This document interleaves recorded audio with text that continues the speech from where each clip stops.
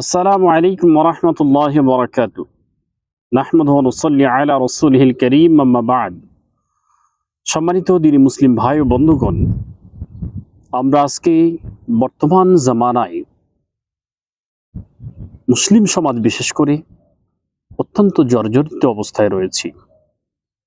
আমরা মুসলিম সারা পৃথিবীতে যে যেখানে রয়েছে ছড়িয়ে ছিটিয়ে, প্রত্যেকটা মুসলিম কিন্তু একটা দেহের ন্যায়। তো আজকে মুসলিম সমাজের মাঝে প্রায় ৫৭টি মুসলিম স্বাধীন রাষ্ট্র রয়েছে। তার ভিতরে একটি আমরা মনে করি স্বাধীন সার্বভৌমত্ব রাষ্ট্র ফিলিস্তিন। তো এই ফিলিস্তিন এই রাষ্ট্রটিকে তার পাশে ইহুদি নামক আরেকটি রাষ্ট্র, যাদেরকে আশ্রয় দিয়েছিল এই ফিলিস্তিনিরা, এই ইহুদিরা পৃথিবীতে সবচেয়ে নোংরা জাতির মধ্যে একটি জাতি হচ্ছে ইহুদি জাতি। অভিশপ্ত জাতি হচ্ছে ইহুদি জাতি। এই ইহুদি জাতি মুসলিম ফিলিস্তিনের ওপর যে নির্যাতনের স্টিম রোলার চালাচ্ছে, একের পর এক জায়গা দখল করে আমাদের মসজিদুল আকসা, মুসলমানদের প্রথম কিবলা, সেটাকেও এরা ধ্বংসের দ্বার প্রান্তে দাঁড় করিয়েছে।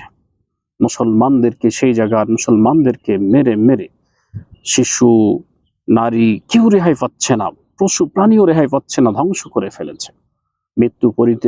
মৃত্যুপুরীতে পরিণত করেছে গাজা, রাফা নামক শহরকে। তো সম্মানিত দিনী ভাই, আমরা মুসলিম, আমরা এই ক্ষেত্রে করণীয় কি করতে পারি? অনেকের কথা, তার পাশে সৌদি আরব, জর্ডান, এরা কেন তাদের বিরোধিতা করছে না?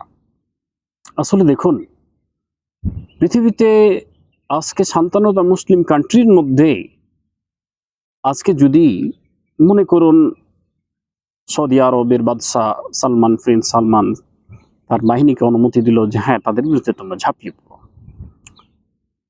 সারা পৃথিবীর কুফারেরা রাসূল করিম সাল্লাল্লাহু আলাইহি ওয়াসাল্লামের কথা অনুযায়ী আল কুফরু মিল্লাত ওয়াহিদা, প্রত্যেকটা কুফর কিন্তু বাতিলের হকের বিরুদ্ধে, প্রত্যেকটা কুফর বাতিল এক। যেমন মুসলমানেরা এক দেহের নেই, আল্লাহ রাসূল সাল্লাল্লাহু আলাইহি ওয়াসাল্লাম বলেছেন, অপোজিট রাসূল করিম সাল্লাল্লাহু আলাইহি ওয়াসাল্লাম বলেছেন প্রত্যেকটা কুফর, প্রত্যেকটা বাতিল হকের বিরুদ্ধে এক। কিন্তু আজকে যদি মুসলিম সমাজ, বিশেষ করে সৌদি আরব ধরে নেন তার বাহিনী নিয়ে ঝাঁপিয়ে পড়ল ইসরায়েলের উপরে, সারা পৃথিবীর মুসলিম কান্ট্রির শাসকেরা কি সৌদি আরবের পক্ষে আসবে? মনে করেন অনুমতি দেওয়ার আগেই বলল যে সবাই আমরা একসাথে বসি, আমরা এদেরকে প্রতিহত করি, আপনার বিশ্বাস সবাই আসবে? আচ্ছা, মুসলমানদের প্রথম কিবলা মসজিদুল আকসা, একাক্ত সলাৎ পড়লে ৫০০ রাকাত সলাৎ পড়ার মতো, এক রেকাত সলাৎ পড়লে ৫০০ রেকাত সলাৎ পড়ার মতো সব পাওয়া যায়। কাবায় সলাৎ পড়লে ১,০০,০০০ গুণ, মদিনার মসজিদুল মদিনাতে পড়লে ১,০০০ গুণ।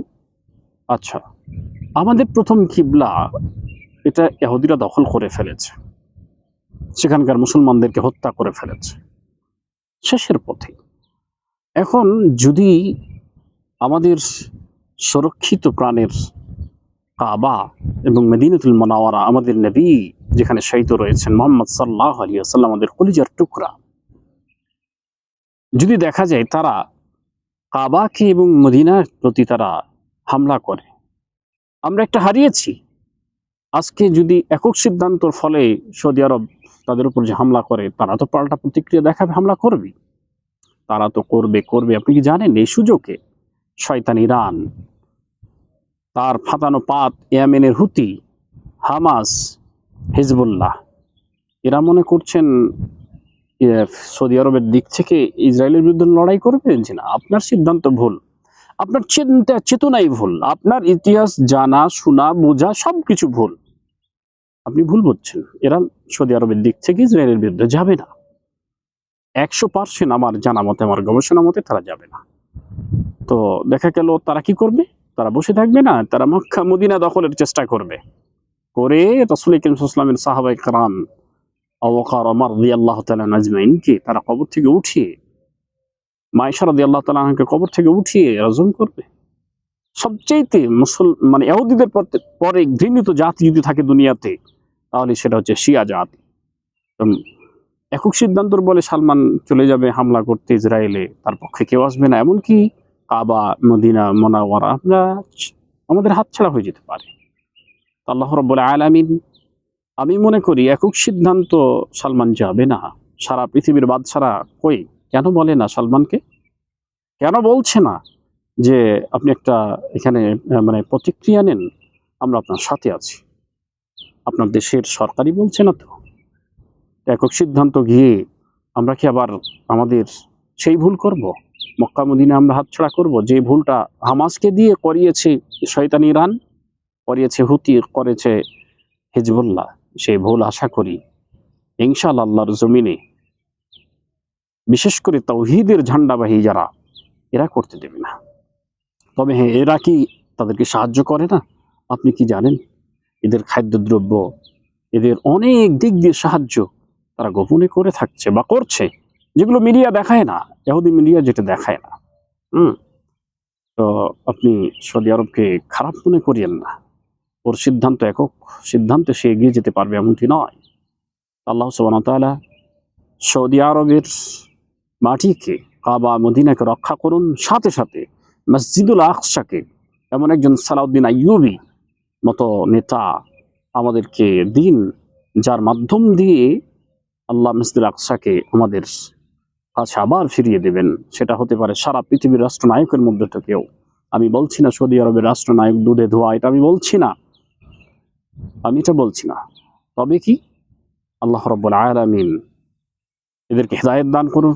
আল্লাহ রাব্বুল আলামিন মসজিদুল আকসাকে আমাদের মাঝে ফিরিয়ে আনুন।